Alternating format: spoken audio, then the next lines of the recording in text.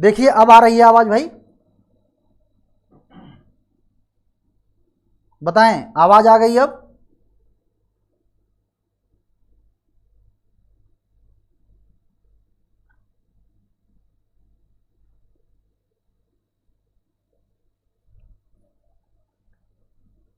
देखिए अब आ रही है आवाज भाई, चलो ओके। तो शुरुआत करते हैं। जैसा कि आप सबको पता है कि आज हम लोग आपके प्रैक्टिस सेशन पे सेट नंबर 32 पे बात करने वाले हैं। मतलब आज इस प्रैक्टिस सेशन का 32वां चैप्टर आपके लिए लेकर के मैं आया हूं जोरदार तरीके से। और एक बार भाई सब लोग सेशन को जोरदार तरीके से शेयर कर दो। शुरुआत करते हैं आज के सेशन का। पहला क्वेश्चन आपके स्क्रीन पर आ रहा है। क्वेश्चन कह रहा है नेशनल जियोग्राफिकल सोसाइटी के अनुसार मेंटल की मोटाई कितनी है। बहुत ही अच्छा क्वेश्चन है, आपसे पूछा गया है। क्वेश्चन पूछ रहा है साहब, क्या क्वेश्चन पूछा है कि नेशनल जो जियोग्राफिकल सोसाइटी है उसके अनुसार जो मेंटल की मोटाई है वो कितनी है। नेशनल जियोग्राफिकल सोसाइटी के अनुसार मेंटल की मोटाई कितनी है। आप सबको पता है कि पृथ्वी का अगर हम लेयर डिसाइड करें तो हम इसको क्रस्ट, मेंटल और कोर में डिवाइड कर सकते हैं। किसमें? क्रस्ट, मेंटल और कोर में डिवाइड कर सकते हैं। आप सबको मालूम है कि क्रस्ट की मोटाई आपको मालूम होगा कि IUGG के according, international union of geodesy and geophysics के अनुसार क्रस्ट की मोटाई कितनी मानी गई है, तो आप बताओगे ये 30 किलोमीटर तक मानी गई है। और मेंटल की मोटाई 2900 किलोमीटर मतलब 2900 किलोमीटर तक मानी गई है। और कोर तक की मोटाई 6371 किलोमीटर, जिसको आप लोग राउंड फिगर में 6400 किलोमीटर भी पढ़ने को पाते हैं, तक मानी गई है। यहां पे क्वेश्चन पूछ रहा है कि मेंटल की मोटाई बता दो। तो मेंटल की मोटाई क्या होगी? 2900 किलोमीटर, 1900, 3900 या 4900। आप देखें 2900 kilometre, that mean A option आपका बिल्कुल सही जवाब होगा। आनंद और सभी के आंसर, दीपचंद्र कनौजिया, रुचि सिंह, सबके जवाब सही आए हैं। नीरज भाई बहुत बहुत स्वागत है सबका। आनंद भाई बिल्कुल बिल्कुल बिल्कुल। तो क्या होगा, आपको मालूम है कि कितनी मोटाई गई है, तो आप बताओगे 2900 किलोमीटर तक मानी गई है। नेक्स्ट क्वेश्चन आपके स्क्रीन पर आ रहा है। अगला क्वेश्चन कह रहा है पृथ्वी का निम्न में से कौन सा भाग सबसे गर्म है। सबसे गर्म कौन सा है? महाद्वीपीय परपटी, आंतरिक कोर, मेंटल या सागरीय परपटी। आपको बताना है कि पृथ्वी का कौन सा भाग सबसे गर्म है। आंसर कमेंट करना शुरू करें सब लोग। Kuber Singh ji good afternoon. कौन सा भाग सबसे गर्म है, यह आपसे क्वेश्चन पूछा गया है। आपको बताना है कि सबसे गर्म भाग कौन सा है। आप सभी प्यारे साथियों को यह पता है कि जैसे जैसे गहराई बढ़ती है, 32 मीटर की गहराई जाने पर टेंपरेचर में 1 डिग्री सेल्सियस की बढ़ोतरी हो जाती है। जब हम पृथ्वी के सतह के अंदर 32 मीटर के नीचे जाते हैं तो 1 डिग्री सेल्सियस टेंपरेचर क्या हो जाता है? बढ़ जाता है। अब आपको यहां ध्यान देना है कि जैसे जैसे हम नीचे, और ये साहब कितने किलोमीटर तक? तो 8 किलोमीटर तक इसी तरीके से चलता है। फिर ये रेशियो थोड़ा थोड़ा घटने लगता है। आपको मालूम होना चाहिए कि जब हम सबसे लास्ट परत में पहुंचेंगे, मतलब इंटरनल कोर में पहुंचेंगे, आंतरिक कोर में पहुंचेंगे, तो यहां पे टेंपरेचर हमको 5500 डिग्री सेल्सियस तक देखने को मिलता है। तो इसलिए सबसे ज्यादा गर्म भाग कौन सा है इसमें से? तो आप क्या बताओगे? आप बताओगे इंटरनल कोर या आंतरिक कोर आंसर हो जाएगा। क्या आंसर होगा? तो आप बताओगे। सबके जवाब सही आए हैं। नीरज, रुचि, कुबेर, आनंद, सभी दीपचंद्र, सभी प्यारे साथियों के जवाब बिल्कुल सही आए हैं। नेक्स्ट क्वेश्चन है। अगला प्रश्न आपके स्क्रीन पर आ चुका है। चलिए आंसर करना शुरू कीजिए।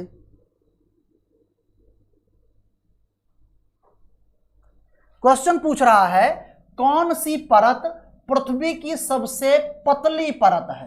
क्या पूछ रहा है? कौन सी लेयर इसमें ऐसी है जो पृथ्वी की सबसे पतली परत है, यह आपसे क्वेश्चन पूछा गया है। चलिए आंसर करना शुरू कर दीजिए भाई।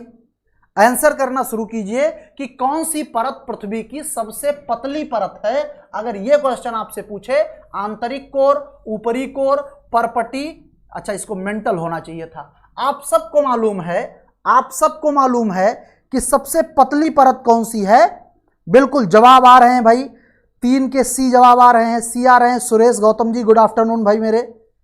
3 का सी जवाब आ रहा है, बिल्कुल सही है। कितने किलोमीटर आपको मालूम है? According to IUGG 30 kilometre, international union of geodesy and geophysics के अनुसार 30 किलोमीटर। और अदर सोर्स जो है, अदर सोर्स जैसे लाइक एज नासा की अगर बात करूं तो नासा ने इसे 100 किलोमीटर तक माना है। नासा ने इसे कितने किलोमीटर तक माना है?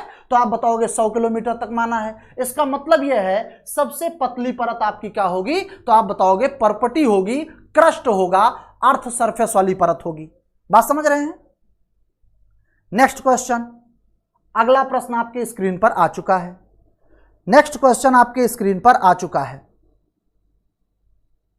अगला क्वेश्चन आपके स्क्रीन पर आ चुका है। कह रहा है मेंटल के ऊपरी हिस्से की सघनता। अच्छा, बहुत अच्छा क्वेश्चन पूछा है। डेंसिटी पूछ रहा है, ऊपरी हिस्से की सघनता आपसे पूछा है। मेंटल के ऊपरी हिस्से की सघनता आपसे पूछा है। बता दे भाई, आप सबको पता है कि जो क्रस्ट है, जो क्रस्ट की डेंसिटी है प्यारे साथी वो कितनी है? तो अपर क्रस्ट की डेंसिटी आप कितना देखने को पाओगे? तो आप बताओगे 2.7 टू 3.0 तक। कहां तक? अगर हम मेंटल की डिवीजन करें तो अपर मेंटल का आप देखोगे 3.2 टू 3.5। और अगर आपसे मैं बात करूं लोअर मेंटल का पोर्शन, जो लोअर मेंटल का क्षेत्र है, ये आप कितना देखोगे? तो 4.5 से 5.5 तक। और जब हम कोर की बात करेंगे तो कोर 10 टू स्टार्ट करके और 11 क्या 13.3 तक जाता है। कहां तक जाता है? 13.5 तक कंसीडर कर सकते हैं इसको। ये इसकी डेंसिटी मिलती है और इसी डेंसिटी के अकॉर्डिंग ही डिसकंटिन्यूटी भी तय होती है, असंबद्धता भी तय होता है। आप सबको मालूम है ऑप्शन ए इस प्रश्न का जवाब बिल्कुल सही हो जाएगा और सबके जवाब सही भी आए हैं। सभी प्यारे साथियों के जवाब बिल्कुल सही आए हैं। नेक्स्ट क्वेश्चन है, अगला प्रश्न बहुत अच्छा क्वेश्चन आपके स्क्रीन पर है। कह रहा है पृथ्वी के अभ्यंतर के बारे में, अभ्यंतर मतलब कोर के बारे में निम्न कथनों का अध्ययन कीजिए और नीचे दिए गए कूट से सही उत्तर चुनिए। कह रहा है बाह्य भूपृष्ठ का औसत घनत्व 2.8 पाया जाता है। बोलो बात सही है कि नहीं है? अच्छा, भूपृष्ठ या प्रावार से गुटेनबर्ग असंबद्धता द्वारा पृथक किया जाता है। कह रहा है जो क्रस्ट है वो मेंटल से किस डिसकंटिन्यूटी द्वारा अलग होता है? अगर ये क्वेश्चन आपसे पूछे कि मेंटल किस डिसकंटिन्यूटी, तो आप सबको पता है कि अपर क्रस्ट और लोअर क्रस्ट के बीच में कोनराड डिसकंटिन्यूटी है, कोनराड असंबद्धता है। और दूसरे में क्या है? तो आप बताओगे कि ये अपर क्रस्ट और लोअर क्रस्ट की बात हो गई। फिर मेंटल को भी 2 पार्ट में डिवाइड करेंगे, upper mantle and lower mental. और फिर कोर को भी 2 पार्ट में डिवाइड करेंगे, अपर कोर एंड लोअर कोर। तो जो अपर कोर, और पहले तो आप देखो क्रस्ट और मेंटल के बीच में फिर मोहो डिसकंटिन्यूटी है। फिर अपर मेंटल और लोअर मेंटल के बीच में रेपेटी डिसकंटिन्यूटी है। कौन सी है? रेपेटी। और अपर कोर और मेंटल और अपर कोर के बीच में तो आप बताओगे कि इसके बीच में गुटेनबर्ग है। और आपको मालूम है जो अपर कोर और लोअर कोर के बीच में कौन सी डिसकंटिन्यूटी है? तो आप बताओगे लेहमैन डिसकंटिन्यूटी है। अब यहां क्वेश्चन पूछा गया है, कह रहा भूपृष्ठ प्रावार से, तो भैया भूपृष्ठ की बात कर रहा है, अर्थ सरफेस की बात कर रहा है। प्रावार से गुटेनबर्ग असंबद्धता द्वारा पृथक किया जाता है? कहोगे नहीं किया जाता, मतलब ये वाला गलत हो जाएगा। फिर क्या कह रहा है कि प्रावार कोर या मेंटल कोर सीमा के सहारे पी लहरों के वेग में अचानक वृद्धि हो जाती है। और चौथा पॉइंट कह रहा है भैया, चौथा पॉइंट क्या कह रहा है जरा उसको भी देख लो। चौथा पॉइंट कह रहा है कि पृथ्वी का आंतरिक कोर गलित अवस्था में पाया जाता है। बताओ सभी प्यारे साथी आंसर करो। 5 का कुछ लोगों का ही आंसर है भाई। क्या हो गया? बहुत टफ लग गया क्या क्वेश्चन? बताएं क्या होगा इसका जवाब? कुछ लोगों के आदित्य शर्मा, हेलो भाई नमस्कार। रुचि ने सी बताया है, नीरज भाई ने सी बताया, कुछ लोग डी बता रहे हैं। देखो जिन लोगों ने सी बताया 1 और 3, पहला पॉइंट बिल्कुल सही है और तीसरा पॉइंट बिल्कुल सही है, लेकिन ये गलित अवस्था में नहीं है भैया। गलित अवस्था में होता तो पी तरंग जो आपको देखने को मिलता है, पी वेव का जो स्पीड कोर में बढ़ता है वो बढ़ता नहीं, वो कम हो जाता। इस कारण से आप देखोगे कि चौथा पॉइंट भी सही है, और सॉरी चौथा पॉइंट जो है आपका गलत है और पहला और तीसरा सही है। मतलब सी ऑप्शन आपका क्या हो जाएगा, सही हो जाएगा। सी ऑप्शन आपका क्या हो जाएगा, तो आप बताओगे सही हो जाएगा। बात समझ रहे हैं? नेक्स्ट क्वेश्चन, अगला प्रश्न कह रहा है पृथ्वी का सर्वाधिक आयतन और द्रव्यमान पाया जाता है कौन से? भूपर्पटी में, मेंटल में, बाह्य क्रोड में या आंतरिक क्रोड में? आपको बताना है कि जो भूपर्पटी है या पृथ्वी का सर्वाधिक आयतन कहां पाया जाता है, आपको यही बताना है। समझ रहे हैं? नेक्स्ट क्वेश्चन बता दो भाई, आंसर करो। पृथ्वी का सर्वाधिक आंसर करो भाई सब लोग। बी आंसर आ रहा है, बी आंसर आ रहा है, बिल्कुल सही आंसर आ रहा है। सभी प्यारे साथियों के जवाब बिल्कुल सही आ रहे हैं।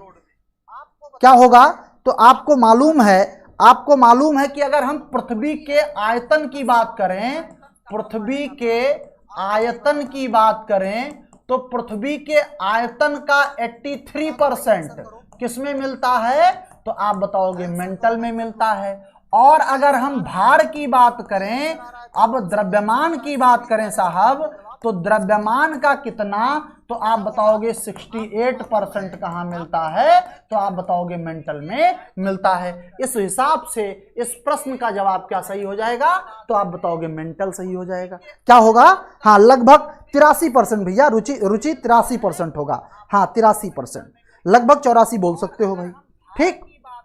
हाँ नेक्स्ट क्वेश्चन है, अगला प्रश्न। नेक्स्ट क्वेश्चन फिर आपके स्क्रीन पर जबरदस्त तरीके से ऑप्शन दिख रहे हैं ना सबको बराबर।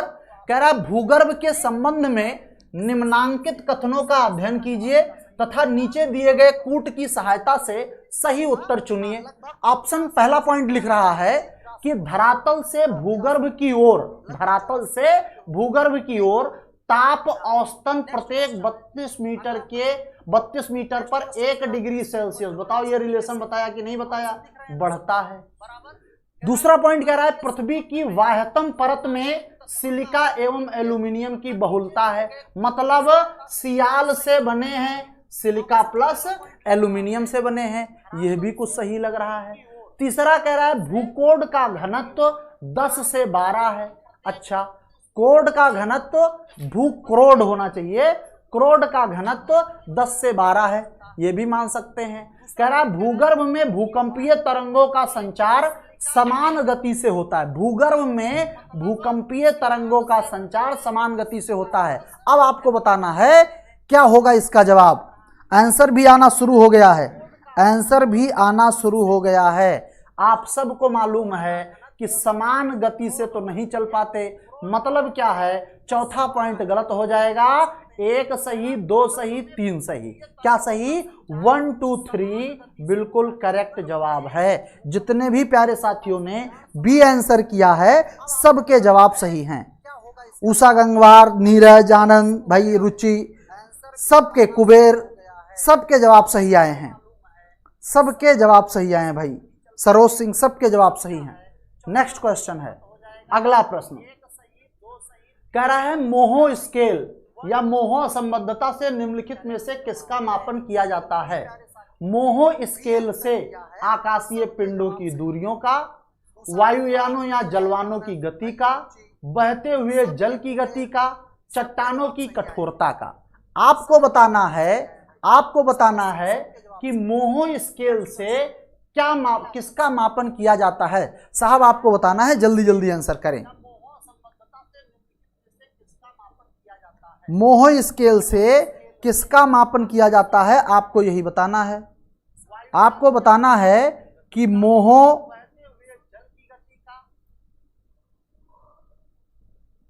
डी आंसर आ रहा है भाई, डी आंसर बिल्कुल सही है, बिल्कुल सही जवाब है चट्टानों की कठोरता का मापन किससे किया जाता है? तो आप बताओगे मोहो स्केल से किया जाता है।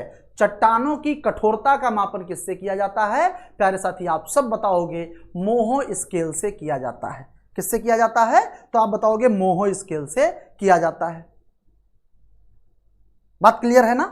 नेक्स्ट क्वेश्चन, अगला कह रहा है कोर मध्यस्थ क्षेत्र में कौन सी लहरें प्रवाहित हो सकती हैं? कोर में एस, पी, एस और एल तीन वेव हैं। इन तीन में से कौन सी लहरें क्रस्ट मेंटल और कोर में चलती हैं? तो आप बताओगे पी। एस कहां चलती है? क्रस्ट और कुछ पार्ट मेंटल के। और यल कहां चलती है? तो आप बताओगे ओनली क्रस्ट के। इस हिसाब से आप देखोगे क्या होगा? 8 का डी आंसर आ रहा है भाई, डी आंसर आ रहा है।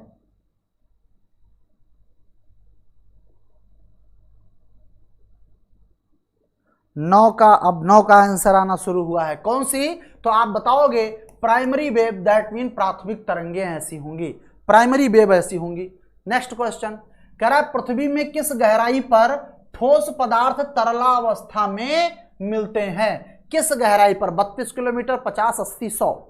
आपको बताना है किस गहराई में ठोस पदार्थ तरल अवस्था में मिलते हैं। आपको आंसर करना है कितने किलोमीटर की गहराई पर। इसी को तो प्यारे साथी एस्थेनोस्फेयर कहते हैं। क्या बोलते हैं? तो आप बताओगे एस्थेनोस्फेयर कहते हैं। क्या बोलते हैं? एस्थेनोस्फेयर कहते हैं। कौन सा पार्ट होगा? आपको आंसर करना है। 10 का डी आंसर आ रहा है भैया, 10 का डी आंसर आ रहा है। कितने किलोमीटर? 100 किलोमीटर होगा, 100 किलोमीटर होगा। सबके जवाब सही आ रहे हैं। नेक्स्ट क्वेश्चन कह रहा है पृथ्वी की भूपर्पटी तथा ऊपरी मेंटल भाग में प्लेटों का संचरण निम्नांकित में से किस माध्यम से शक्ति या ऊर्जा प्राप्त करता है? बड़ा अच्छा क्वेश्चन है भाई, बहुत अच्छा क्वेश्चन है। किसके द्वारा? कह रहा है पृथ्वी की भूपर्पटी तथा ऊपरी मेंटल भाग में प्लेटों का संचरण निम्नांकित में से किस माध्यम से शक्ति ऊर्जा प्राप्त करता है? ये आपसे क्वेश्चन पूछा है। ऑप्शन ए गुरुत्वाकर्षण है, बी रेडियो एक्टिव पदार्थ से, सी चट्टानों के भार से, डी संवहन से। सबके आंसर आने चाहिए।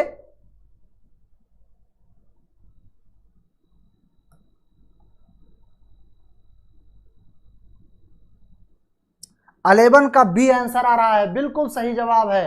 रेडियो एक्टिव पदार्थों से, जो रेडियो एक्टिव एलिमेंट्स मिलते हैं उसी से क्या होता है? तो आप देखोगे कि इसी से प्यारे साथी आप देखोगे क्या मिलता है देखने को।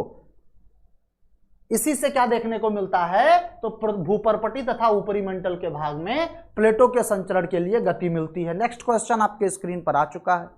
अगला प्रश्न कह रहा है संपूर्ण पृथ्वी का घनत्व है। संपूर्ण पृथ्वी का घनत्व है। आपको बताना है कि संपूर्ण पृथ्वी का घनत्व क्या है, कितना है।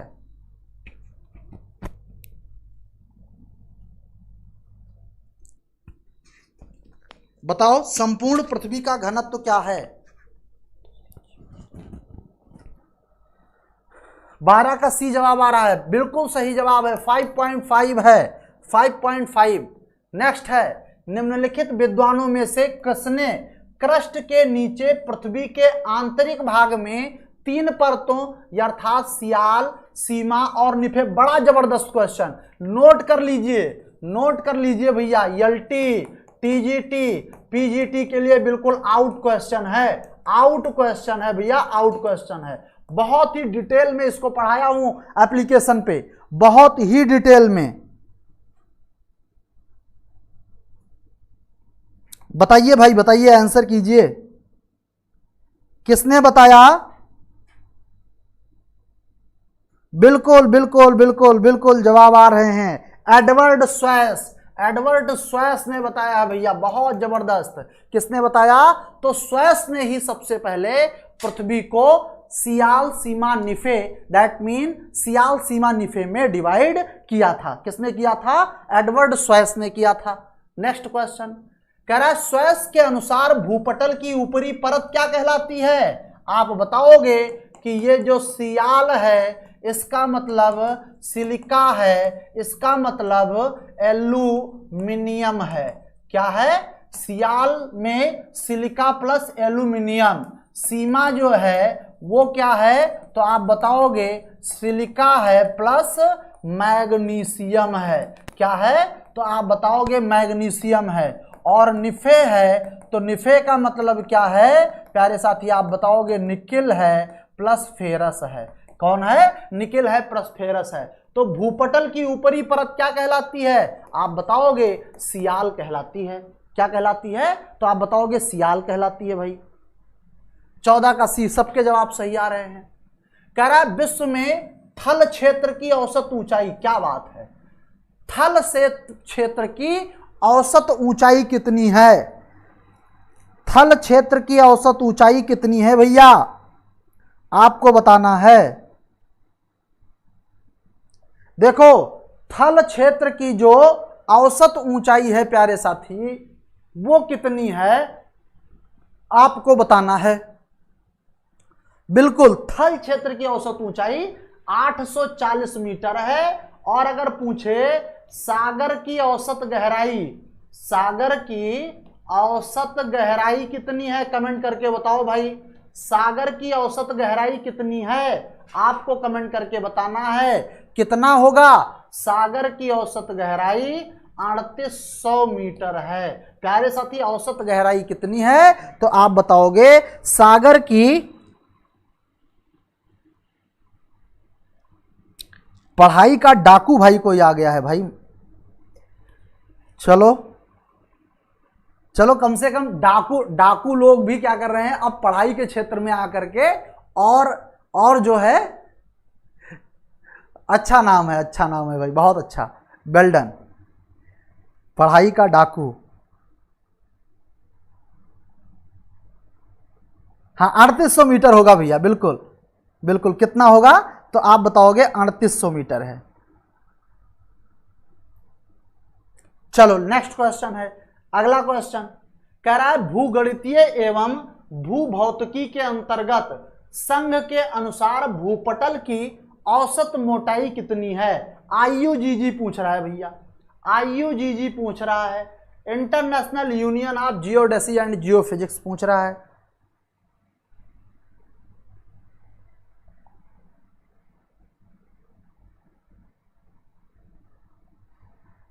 सर पढ़ाई का डाकू हो, अब मैं तो नहीं बता सकता भाई डाकू मैं हूं कि नहीं हूं, ये तो मुझे नहीं मालूम है। मैं पढ़ता कहाँ हूं भाई।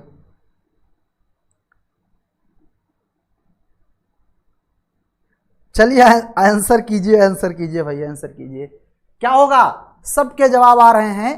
बी भी आ रहा है किसी के जवाब। बी क्यों बता रहे हो भैया? बी क्यों बता रहे हो? आईयूजीजी ने कितना माना? बोलोगे 30 किलोमीटर माना है। मैंने आपको क्या बताया? अभी तो बताया है भाई मेरे, अभी तो बताया है। क्या बताया? 30 किलोमीटर, 32 नहीं। आईयूजीजी के अकॉर्डिंग क्रस्ट की मोटाई 30 किलोमीटर है। बिल्कुल याद कर लो, कोई कंफ्यूजन नहीं होना चाहिए। डी आंसर जिन लोगों ने लगाया है सबके जवाब सही हैं। डी सभी प्यारे साथियों के आंसर सही होंगे। क्या होंगे? डी सही होंगे, सबके जवाब डी सही होंगे।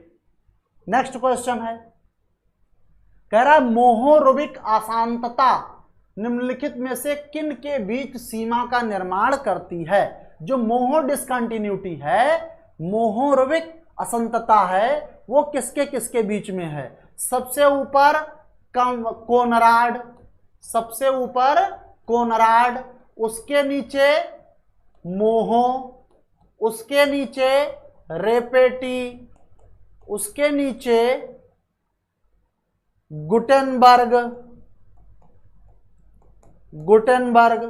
उसके नीचे लेहमैन। कौन होगा? लेहमैन। तो आप सबको मालूम है कि कोनराड, मोहो, रेपेटी, गुटेनबर्ग, लेहमैन। मतलब आंसर क्या होगा भैया? तो आपको मालूम है महाद्वीपीय शेल्फ तथा महासागर पटल, दुर्बलता मंडल और स्थल मंडल। बिल्कुल सही है, दुर्बलता मंडल और स्थल मंडल। मतलब बी आंसर आप सभी प्यारे साथियों के क्या हो जाएंगे? अब तो याद कर लो रुचि। देखो मैं तो बता दिया, आप याद कर लो, आप बिल्कुल ऐसे देखो, अपर क्रस्ट और लोअर क्रस्ट के बीच में, अपर क्रस्ट और लोअर क्रस्ट के बीच में कौन, तो आप बताओगे कोनराड। फिर आप याद कर लो लोअर क्रस्ट और अपर मेंटल के बीच में मोहो, और यही तो पूछ रहा है, यही तो पूछ रहा है। फिर रेपेटी अपर मेंटल और लोअर मेंटल के बीच में, और गुटेनबर्ग है लोअर मेंटल और अपर कोर के बीच में, और लेहमैन है अपर कोर और लोअर कोर के बीच में। बात समझ रहे हैं, लेहमैन है अपर कोर और लोअर कोर के बीच में।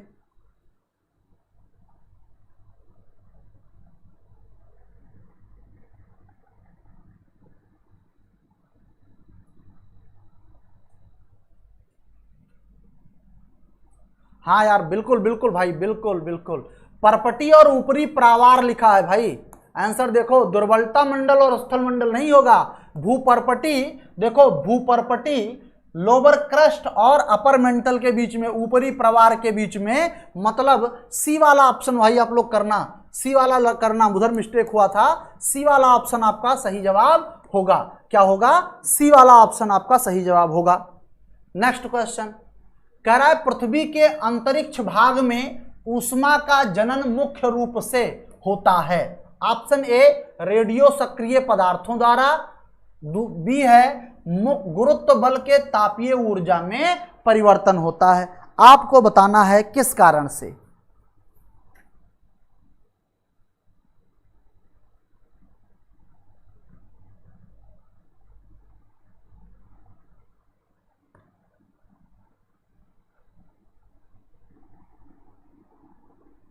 चले आंसर करें भाई,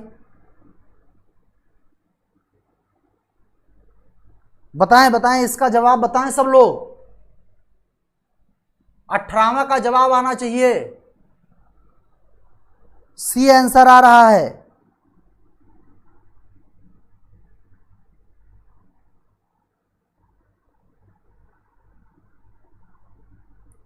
अरे इसमें क्या गलत लिख दिया। अच्छा अंतरिक्ष भाग लिखा है, ध्यान दीजिए ध्यान दीजिए, ये अंतरिक्ष नहीं, टाइपिंग मिस्टेक है, ये आंतरिक भाग होगा। क्या होगा, आंतरिक भाग होगा। पृथ्वी के आंतरिक भाग में ऊष्मा का जनन, सॉरी ये देखो टाइपिंग भाई मिस्टेक था, थोड़ा ध्यान दो।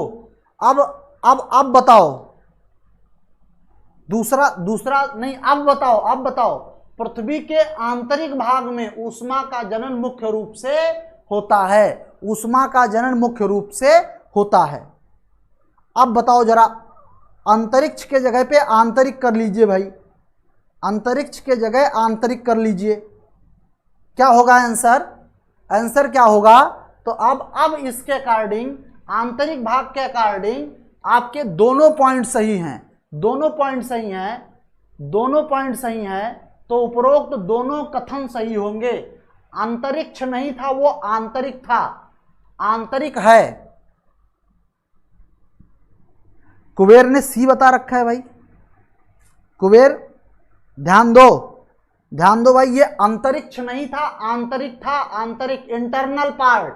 पृथ्वी के आंतरिक भाग में ऊष्मा का जनन मुख्य रूप से रेडियो सक्रिय पदार्थों तथा गुरुत्व बल के तापीय ऊर्जा में परिवर्तन होता है। इसी कारण तो प्लेटें एक दूसरे से टकराती हैं, इसी कारण से प्लेटें एक दूसरे से टकराती हैं। बिल्कुल कुबेर, उषा, हाँ Madhu ji good afternoon. Next question है, अगला प्रश्न कह रहा है अगर पृथ्वी एक ही प्रकार की घनत्व वाली चट्टानों से निर्मित एक ठोस भाग होती तो क्या होता। आप बताओ, आप बताओ भाई क्या होता।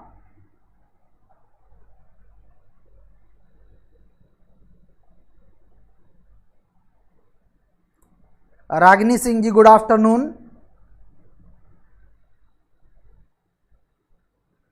चलिए बताइए भाई, अब आंसर कीजिए, आंसर करना शुरू कीजिए। अगर पृथ्वी एक ही प्रकार की घनत्व वाली चट्टानों से निर्मित एक ठोस भाग होती तो भूकंपीय लहरें असमान गति से पृथ्वी के कोर तक एक सीधी रेखा में पहुंच जाती। असमान का तो कोई मतलब नहीं है भैया, भूकंपीय लहरें समान गति से पृथ्वी के कोर तक एक सीधी रेखा में पहुंच जाती, तो ये तो सही है। फिर कह रहा है भूकंपीय लहरें असमान गति से वक्राकार मार्ग में, ना यार, भूकंपीय लहरें समान गति से वक्राकार नहीं, मतलब क्या हो जाएगा, बी जवाब आप सभी प्यारे साथियों के बी आंसर क्या हो जाएंगे, बिल्कुल सही हो जाएंगे। हाँ 19 का बी बिल्कुल सही जवाब हो जाएगा भैया, बी बिल्कुल सही जवाब हो जाएगा, 100% हो जाएगा। नेक्स्ट क्वेश्चन कह रहा है निम्न में दुर्बलता मंडल एस्थेनोस्फेयर कहाँ स्थित है। एस्थेनोस्फेयर कहाँ स्थित है, बाहरी और आंतरिक कोर के बीच, ऊपरी और निचले प्रावार के बीच, निचले प्रावार के ठीक ऊपर, महासागरीय परपटी के ठीक ऊपर। आपको बताना है, आपको बताना है कि दुर्बलता मंडल कहां है, दुर्बलता मंडल कहां है भाई। 20 नंबर क्वेश्चन आपके स्क्रीन पर दिख रहा है, दुर्बलता मंडल कहां है आपको बताना है। सी जवाब आ रहा है, कुबेर भाई ने सी बताया है 20 का, मधु ने भी सी बताया है, और सभी साथी अभी खामोश हैं। लक्ष्मी ने भी सी बता दिया है। अब क्या किया जाए बताओ, सब लोग भूल गए हो, सब लोग भूल गए हो, कितना अच्छा से आंसर करते थे, और मैं थोड़ा बिजी क्या हुआ, आप सब लोग बिल्कुल भूल गए हो। क्या होगा, अरे भैया जो एस्थेनोस्फेयर है वो कहां मिलता है, महासागरीय, जो महासागरीय परपटी है, महासागरों पे क्रस्ट तो होता नहीं है, महासागरों पे साथी क्रस्ट तो होता नहीं है। अच्छा एक मिनट, हाँ जो ऊपरी प्रवार है, जो ऊपरी प्रवार है, यहां पे ऑप्शन लिखता अगर ऊपरी प्रवार के ठीक ऊपर, ऊपरी प्रवार के ठीक ऊपर, अगर ऐसा ऑप्शन आपको लिखता, ऊपरी प्रवार के ठीक ऊपर, अगर इस तरह से कुछ ऑप्शन लिखता, तो आप क्या मानते, ऊपरी प्रवार के ठीक ऊपर अगर लिखता तो बात समझ में आती थी। बात समझ रहे हैं,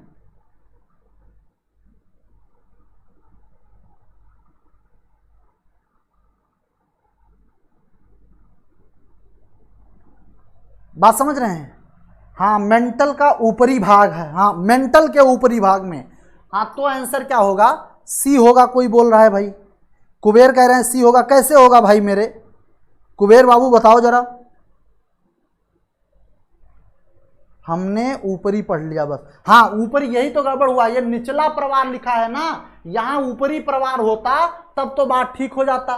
ठीक, तो ये डी ऑप्शन क्या हो जाएगा, बिल्कुल सही जवाब हो जाएगा। चूंकि महासागरीय जो परपटी है वहां महासागरों पे क्रस्ट कहां है, और जब महासागरों पे क्रस्ट नहीं है तो जाहिर सी बात है वो एस्थेनोस्फेयर का पार्ट बनेगा। बात समझ रहे हैं।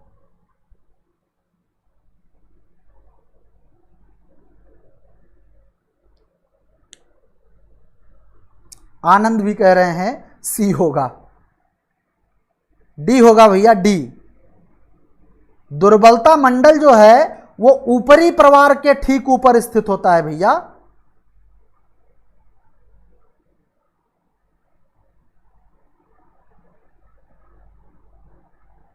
ओके, हाँ डी होगा, डी। नेक्स्ट क्वेश्चन कह रहा है पृथ्वी की आंतरिक परत निफे के निर्माण में किन तत्वों की प्रधानता होती है। निफे किससे किससे बना हुआ है आपको बताना है, निफे किससे बना है। तो एक तो आप बताओगे निकिल से, दूसरा आप बताओगे फेरस से। फेरस का मतलब आयरन है और आयरन का मतलब लोहा है। आयरन का मतलब क्या है प्यारे साथी, तो आप बताओगे लोहा है। तो आपका आंसर क्या होगा, आप सब लोग डी आंसर कर रहे हो, सबके जवाब सही भी हैं, सबके जवाब सही भी हैं। नेक्स्ट क्वेश्चन अगला कह रहा है गुटेनबर्ग डिस्कंटिन्यूटी निम्नांकित में से किसके मध्य पाया जाता है। ऑप्शन ए ऊपरी क्रोड तथा निचला क्रोड, मेंटल तथा क्रोड, ऊपरी मेंटल तथा निचला मेंटल, परपटी और मेंटल। आपको बताना है प्यारे साथी कि जो गुटेनबर्ग डिस्कंटिन्यूटी है वो किसके बीच में पाई जाती है। आप सबको मालूम है कि मैंने आपको बताया था कमरे की बत्ती गुल है। क्या बताया था? कमरे की बत्ती गुल है। कोनराड, मोहो, याद कर लो, रेपेटी, गुटेनबर्ग और लेहमैन। कमरे की बत्ती कैसी है भैया? तो ये याद कर लो कि गुल है। कमरे की बत्ती गुल है। अब क्या आंसर होगा इसका? सभी प्यारे साथी आंसर करें।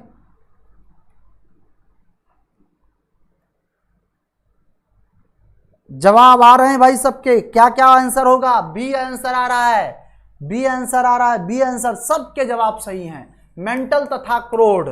नेक्स्ट क्वेश्चन कह रहा है बेसाल्ट सागर परपटी का औसत घनत्व कितना है।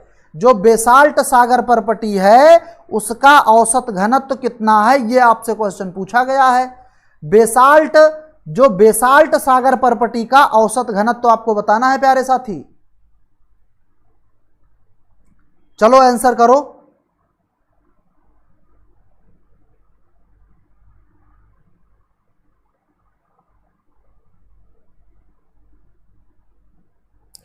पहली चीज तो आपको मालूम होना चाहिए कि जो सागरीय परत है ये किससे बना है। तो आप बताओगे कि सागरीय परत बेसाल्ट और गैब्रो से बना है। किससे बना है? बेसाल्ट और गैब्रो से बना है। और इसका जो एवरेज डेंसिटी है प्यारे साथी, इसका जो औसत घनत्व है वो कितना है? तो आप बताओगे 3.0 पर ग्राम सेंटीमीटर क्यूब।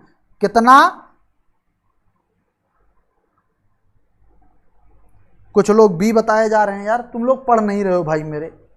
बताओ 35 सेट 32-33 सेट तो हम पहुंच ही गए, आप लोग क्या मेहनत करते हो यार। बेसाल्ट सागर परपटी का औसत घनत्व।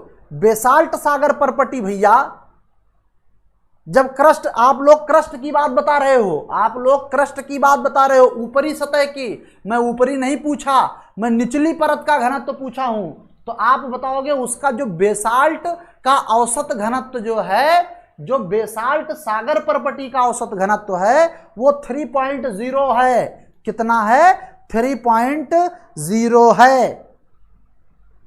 हाँ, बेसाल्ट एंड गैब्रो।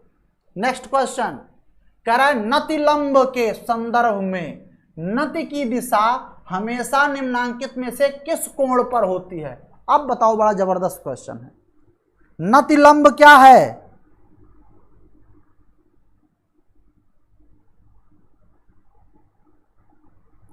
कितने नतिलंब के संदर्भ में नति की दिशा हमेशा किस कोण पर होती है भैया?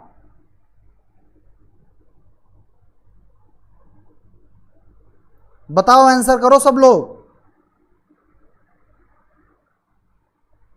24 का सी आंसर आ रहा है, समकोण आ रहा है। बिल्कुल सही जवाब आ रहा है।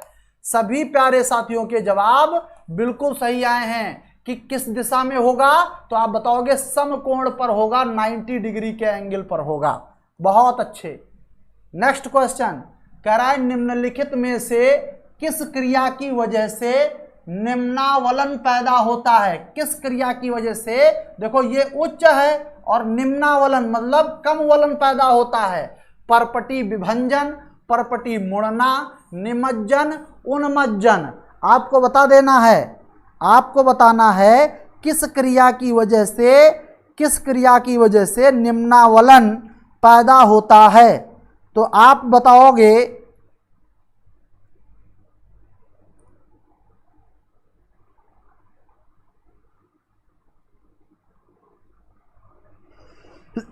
डी आंसर आ रहा है, उन्मज्जन आ रहा है।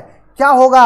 आप सबको मालूम है कि किस क्रिया की वजह से निम्नावलन मतलब वलन कम पड़ता है। तो भैया परपटी के मुड़ने से वलन कम पड़ता है। परपटी के मुड़ने से वलन कम पड़ता है, ध्यान रख लेना। बात समझ रहे हैं? और जो जो आप लोग, हाँ बिल्कुल बिल्कुल, परपटी के मुड़ने से वलन जो है वो क्या होगा भैया, तो कम पड़ेगा। परपटी के मुड़ने से वलन कम पड़ता है। बाकी सब में निमज्जन, उल्मज्जन, परपटी, विभंजन, इन सब में ज्यादा फोल्ड पड़ जाता है, ज्यादा फोल्ड ऐसे पड़ते हैं। बात समझ रहे हैं? तो इस प्रश्न का जवाब क्या होगा, तो आप बताओगे परपटी मुड़ना हो जाएगा, परपटी मुड़ना हो जाएगा। तो ये तो रहा आज तक का, आज का सेशन। आज 25 क्वेश्चन रहे आज। कैसा लगा एक बार जरूर भी बताएं। और हाँ, पढ़ाई में आप लोग पिछड़ते जा रहे हो। जब मैं डेली प्रैक्टिस के लिए लेकर आ रहा था, बहुत अच्छे लोग जुड़ते थे, अच्छे आप लोग आंसर भी करते थे, अच्छे आप लोग आंसर भी करते थे, लेकिन आप कुछ डिस्टर्ब कर रहे हो अपने आप को। तो अभी क्या करना है, आपको पढ़ाई उसी तरीके से बनाए रखनी है। एग्जाम बहुत ही जल्द होगा, आप सब लोग जानते ही हो, क्योंकि कुछ आप जानते हो कि हमारे यहाँ जब त्यौहार आता है तभी पकवान बनते हैं। तो अब त्यौहार आने वाला है तो पकवान बनना शुरू हो जाएगा। अब आप लोग उसके लिए पूरी तरीके से तैयार रहें, डाइजेशन वगैरह ठीक करके रखें कि ज़्यादा से खा जाएं तो नुकसान ना करे। ठीक है, तो आज यहीं तक रहने देते हैं, फिर मिलते हैं अपने नेक्स्ट सैटरडे को। तब तक आप लोग अपना ख्याल रखें। Thank you. अच्छा, इसी टाइम पे 3 बजे आपकी हर सैटरडे को क्लास होगी। अगर कोई नेटवर्क इशू ना हुआ तो, जैसे पिछले सैटरडे को हो गया था, तो आपसे